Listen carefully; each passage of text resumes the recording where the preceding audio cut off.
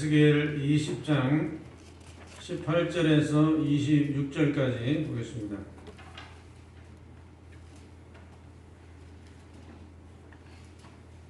내가 광야에서 그들의 자손에게 이르기를 너희 조상들의 율례를 따르지 말며 그 규례를 지키지 말며 그 우상들로 말미암아 스스로 더럽히지 말라.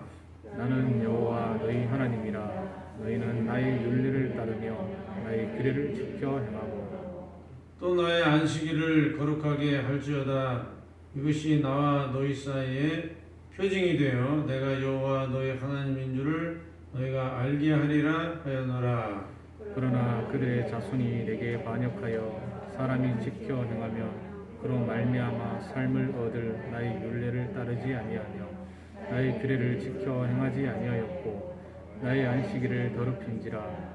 이에 내가 이르기를 내가 광야에서 그들에게 내 분노를 쏟으며 그들에게 내 진노를 이루리라 하였으나 내가 내 이름을 위하여 내 손을 막아 달리 행하였나니 내가 그들을 인도하여 내는 것을 본 여러 나라 앞에서 내 이름을 더럽히지 아니하려 하였음이로라.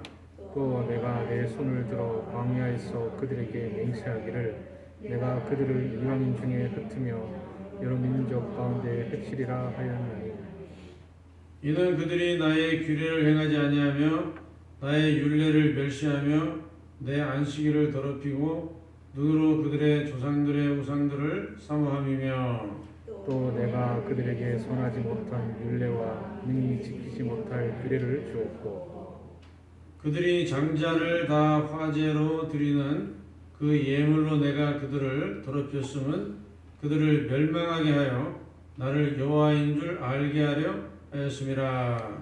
아멘. 아멘.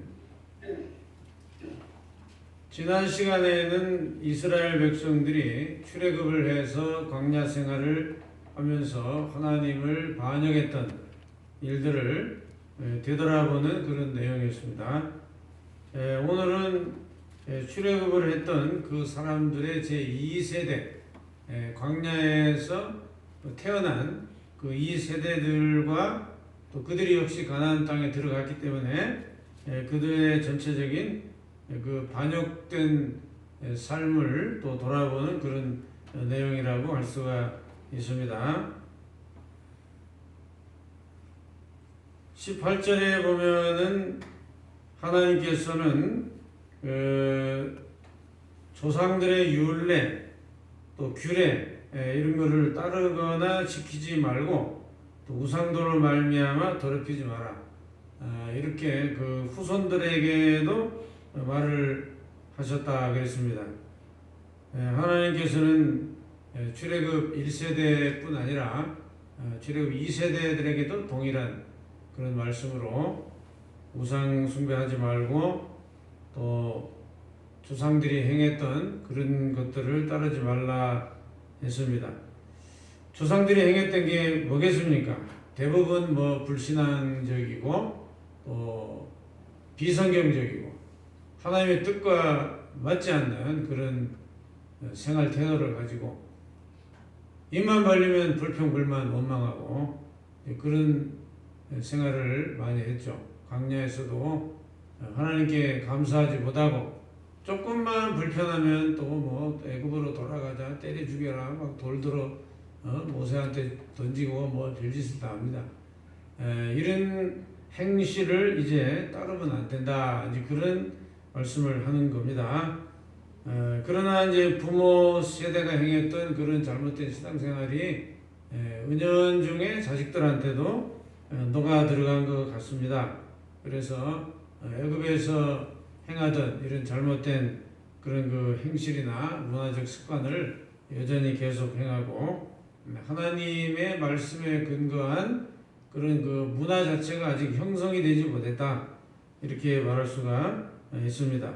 그러니까 자식들도 대부분 부모님의 그 행실을 물려받았다고 말할 수가 있고 특별히 우상 문제 이것은 단절이 잘 되지를 않고 하나님께 온전히 그 영혼이 돌아서지를 못했다는 겁니다. 하나님과 함께 광야를 지나간다는 것은 어쩌면 새로운 이제 인생을 출발한 것과 같습니다.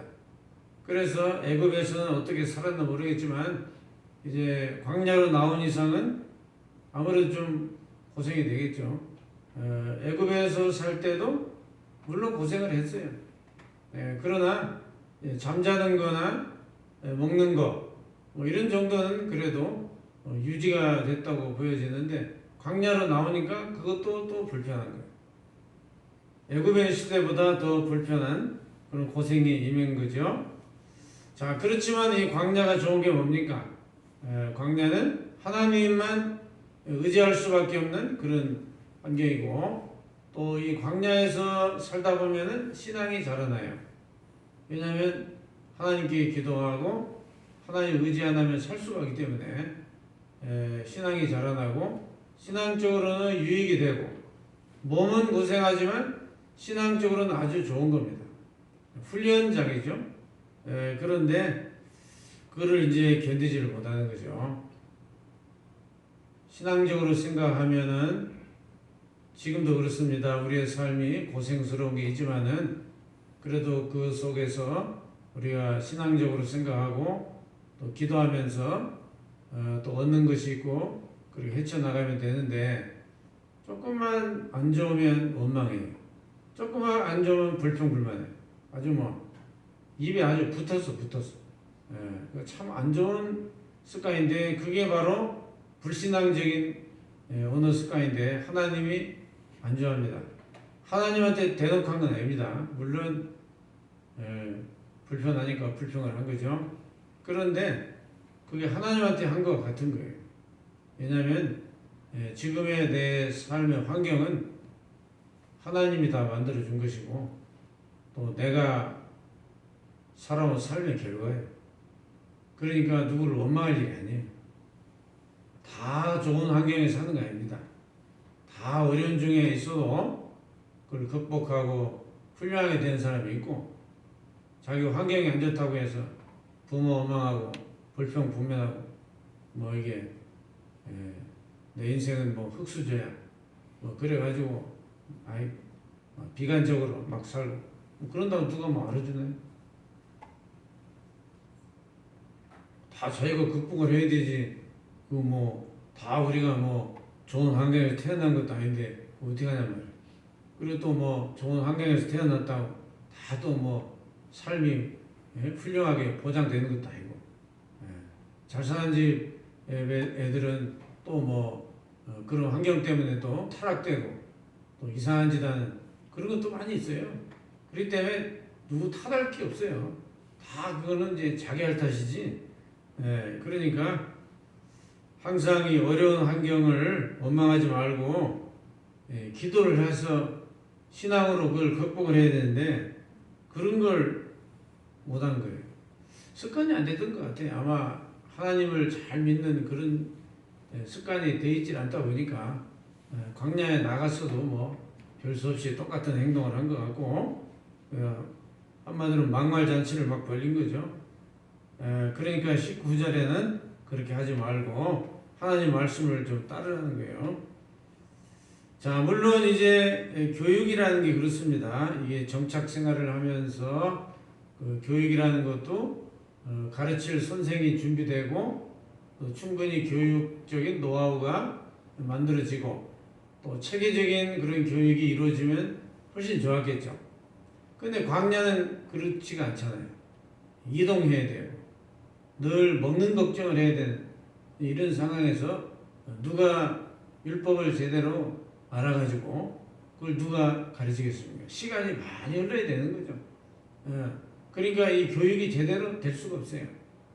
그래서 우리가 아는 것처럼 가나안 땅에 들어가기 직전에 모압 평야에서 모세가 설교를 했잖아요. 모압 평야에서 한 모세의 설교가 신명기 아닙니까? 이렇게 귀로 듣도록 뭘 써가지고 이렇게 교육시키는 건 사실 어려워요. 그때는 그랬다고 보여지고 귀로 들려주고 교육을 시켜야 되는데 그게 뭐 머릿속에 기억이 얼마나 남겠습니까? 이게 뭐 재밌는 얘기도 아니고 그 율법의 이야기, 법을 이야기하는 건데 누가 그 뭐 천재 아닌다며 그걸 누가 외우겠어요? 뭐 있으면 또 늘 읽고 뭐 외운다 하지만 모세가 이렇게 한번 들려준 그런 이야기 얼마나 기억하겠고 그 몇 년 가겠습니까? 몇 달 가겠습니까? 그러니까 이 습관이 안 되고 이 세대들도 사실은 그렇게 배운 게 없는 거예요. 그러니까 신앙적인 것만 이게 좀 키워주는 거예요. 신앙.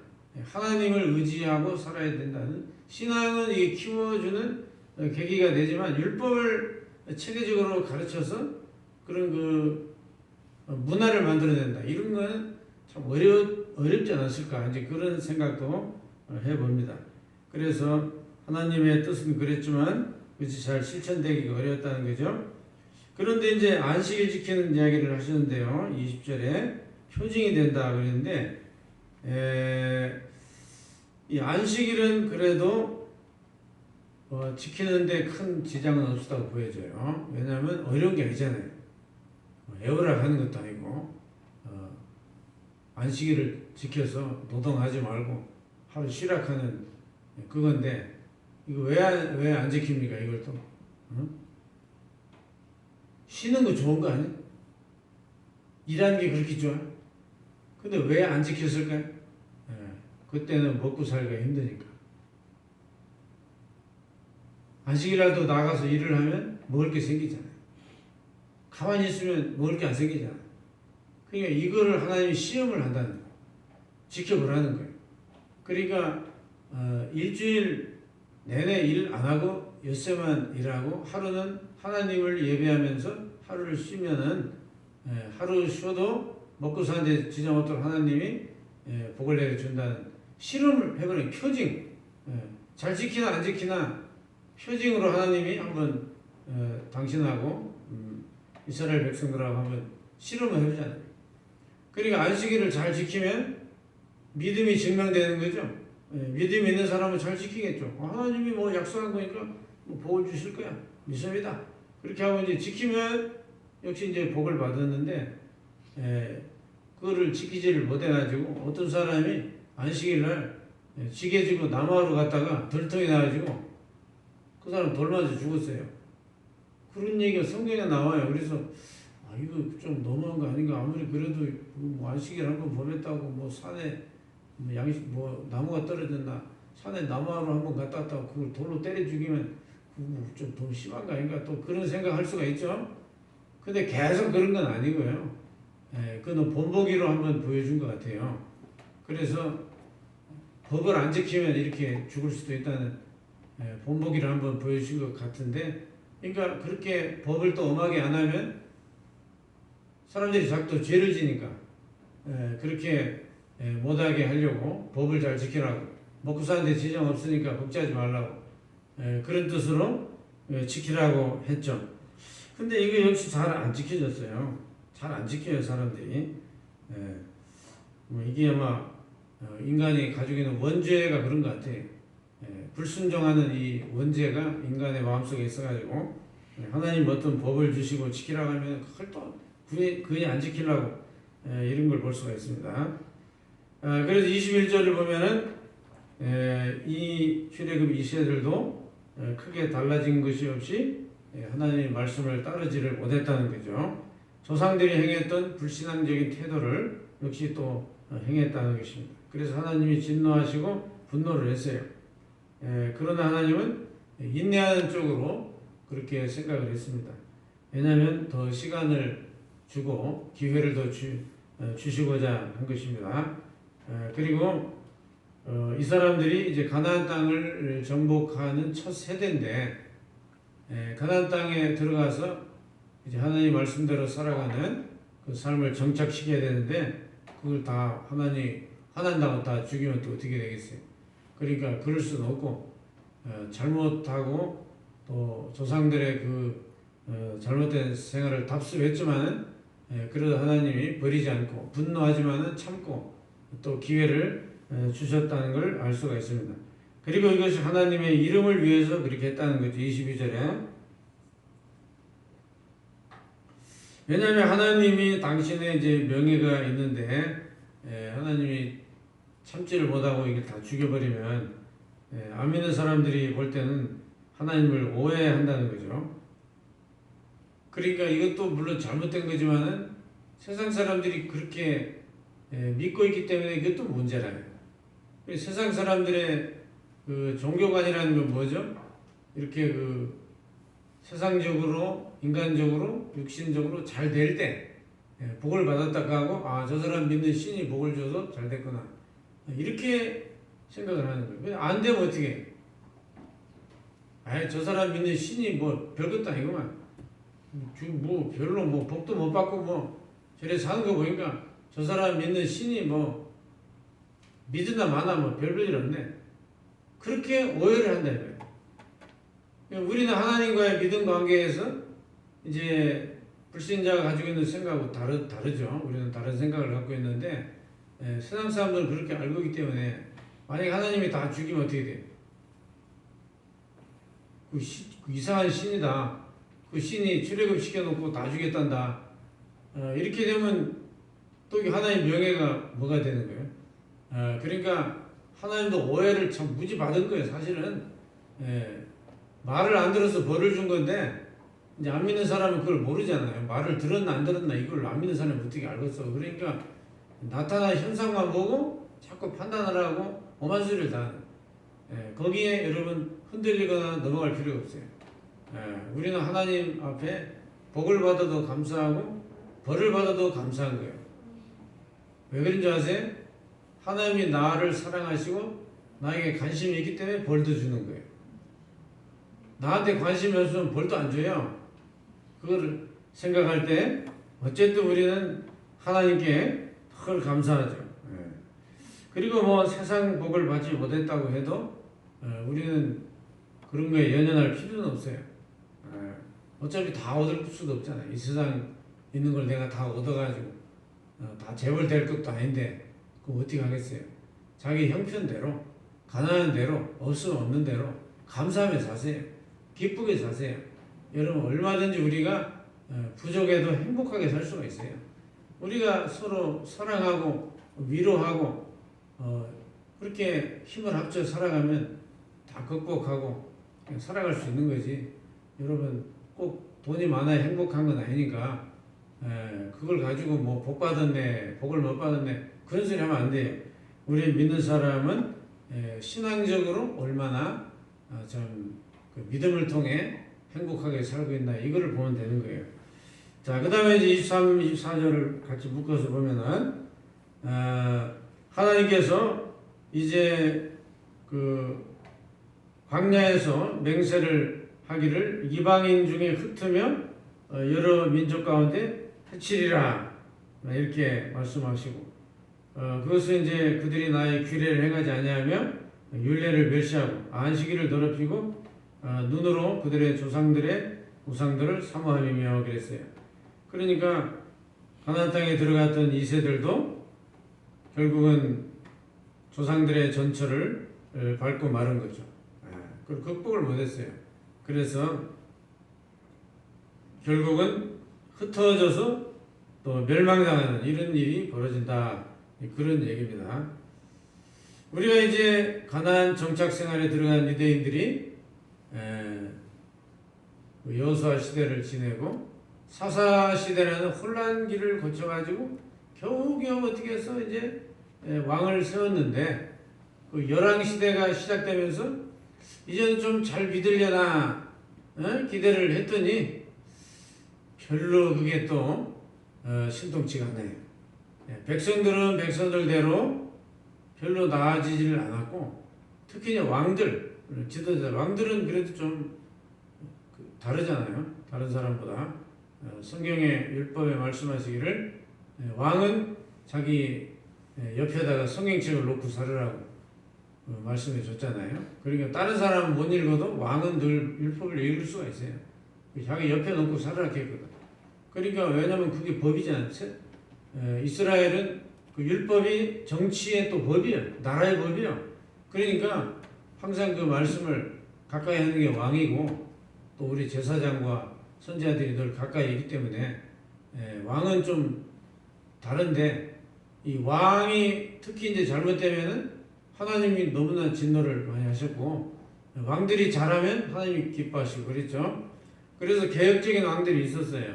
구약 열왕 시대 보면은 개혁적이고 신앙적이고 하나님을 잘 섬기고 뭐 성전을 수리했다든지 또는 뭐 백성들에게 안식일을 잘 지켜라, 또 11조 제도를 또 부활시켜 가지고 잘 지켜라, 뭐 이런 걸 잘 이렇게 한 그런 왕들이 통치하던 시대는 그 나라가 잘 되고 외적의 침입도 없었고 평안한 시대를 보냈는데, 또 그렇지 않을 때는 나라에 참 어려움이 닥쳤던 것을 볼 수가 있는데, 전체를 놓고 볼 때는 그렇게 이제 좋은 왕들이 평안하게 나라를 잘 다스리던 시대가 너무 짧다는 거예요. 있긴 있었어요. 훌륭한 왕들도 있었는데 그게 이게 오래 가지를 못하는 거예요. 이 전체를 볼 때는 결국 실패한 거죠. 그래서 이제 나중에 망했잖아요. 그래 바벨론의 침략을 당해가지고 이제 망하는 그런 결과가 왔어요. 자, 그렇기 때문에 우리가 이제 신앙 문제가 이렇게 모든 걸 좌우한다고 생각을 하니까 참 이것이 너무나 중요하다는 걸 알 수가 있어요. 여러분, 우리가 다른 거는 몰라도 신앙 하나는 여러분 정말 변질되지 마시고, 신앙은 절대 후퇴하지 마시고, 신앙은 내리막길 가지 마시고, 뒤돌아서지 마시고, 신앙만큼은 여러분 남한테 양보하지 마시고, 하나님 앞에 열심히 참 믿으시고 신앙생활을 잘 하세요. 그러면은 반드시 좋은 결과가 옵니다. 이 신앙생활을 잘못하면 괜찮은 것 같은데, 별일 없는 것 같은데 어느 한순간에 뒤집어질 수가 있어요. 그게 결과죠, 결과. 내가 하나님을 멀리하고 신앙생활을 잘못한 결과도 내가 나한테 받는 거예요. 그러니까 여러분, 신앙생활을 잘해서 하나님이 다른 거 보는 게 아니고 신앙생활을 보잖아요. 신앙생활 잘하나 보다. 하나님은 여기에 관심이 있어요. 우리는 엉뚱한 데 관심이 많지만 하나님은 여기 관심이 있으니까, 누가 그런 얘기 했죠. 코드가 맞아야 된다 그런 얘기 누가 했는데, 하나님하고 이게 맞아야 돼요. 하나님이 뭘 원하는 그걸 알아야지. 하나님이 뭘 원하는지 그걸 모르고 살면 바보 아니에요? 하나님이 신앙을 지금 원하시는 거 아니에요. 딴 걸 원하는 게 아니고. 여러분이 재주가 좋은지, 머리가 좋은지, 기술이 좋은지, 그거는 이제 하나님한테는 이렇게 큰 문제가 되는 게 아니에요. 나를 얼마나 찾느냐, 나를 얼마나 의지하느냐, 얼마나 나하고 좀 가깝게 지내느냐, 이거를 하나님은 지금 그게 관심 있는 거예요. 여기에 관심은 전혀 안 두고 엉뚱한 데다 다 신경 쓰고 엉뚱한 데 다 마음 쓰고 그렇게 돌아다니니까 하나님은 섭섭하지. 왜냐하면 우리의 모든 삶이 하나님 손에 달렸고 하나님 덕분에 사는 건데, 그거는 잊지 말아야지. 우리가 아이고 모든 하나님 덕분입니다. 아이고 이 참 하나님 은혜죠. 내가 정말 모든 것이 다 이거 하나님 안 도와주면 제가 어떻게 지금 존재하겠습니까? 그 정도만 해도 하나님은 기분이 좋아요. 왜냐하면 자기를 알아주는 거 아니에요. 은혜를 아는 거잖아요. 그러니까 여러분이 참 입으로 매를 벌고 입으로 복을 청한다는 말처럼 말을 해도 잘해야 되는 거예요. 그래서 빈말이라도 항상 하나님께 감사하다 하고 하나님 은혜입니다, 그렇게 얘기하고 살아야 되는 거예요. 누구한테 무슨 얘기를 해도 아이고 하나님 은혜입니다 이렇게 말을 해야 되지. 내가 얼마나 똑똑한데 내가 아이쿠가 똥소리가 완전 그랬다는 거 죽어. 어디 까불고 앉아서. 그러니까 그게 중요한 거예요, 우리는. 그래서 신앙이 잘못되면 다 소용없어요. 자, 그리고 이제 25, 26절 이게 무슨 얘기입니까? 내가 그들에게 선하지 못한 율례와 능히 지키지 못할 규례를 주었고. 좀 이상하죠, 내용이. 하나님이 언제 그런 걸 언제 줬어요? 지키지도 못할 걸 왜 줬어? 그런 뜻이 아니죠. 이게 무슨 얘기를 하려고 하나님 지금 하시는 거예요. 자, 하나님이 선하지 못한 율례와 지키지 못할 규례를 줬고, 또 장자를 어떻게 화제로 드리고 자기의 그 애 장남을 불태워 제사를 지내고, 내가 그들을 더럽혔다.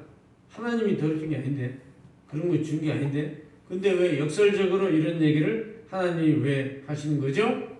그거는 니들이 너희들 마음대로 살도록 내가 내비뒀다, 그 얘기예요. 이게 무슨 얘기냐면 내가 이제 멸망시킨다 그 소리예요. 자, 그 사람들이 우상 숭배하고 잘못된 인생을 막 사는데 하나님이 그냥 내비놔둬. 회개해라, 돌아서라, 그러면 안 돼. 그런 얘기도 이제 안 한다는 거예요. 그건 어디까지 온 거예요? 멸망까지 이제 온 거예요. 왜냐하면 사람이 이렇게 돌아서라고 얘기하는 것도 한두 번이지, 계속 빗나가면 그때는 때릴 수밖에 없는 거예요. 그런데 매 맞을 사람은 어떻게 해요? 돌아서요, 안 돌아서요? 참 미련하게도 안 돌아와요. 매 맞을 짓 한 사람은 계속 매 맞을 짓 해요. 안 돌아와. 고집이 얼마나 심한지 돌아오질 않아요. 고치질 않아요. 그 하나님이 그런 사람에게 돌아오라 소리를 할까요, 안 할까요? 나중에는 안 한다는 걸 알아야 돼. 안 해요. 이게 그 얘기예요.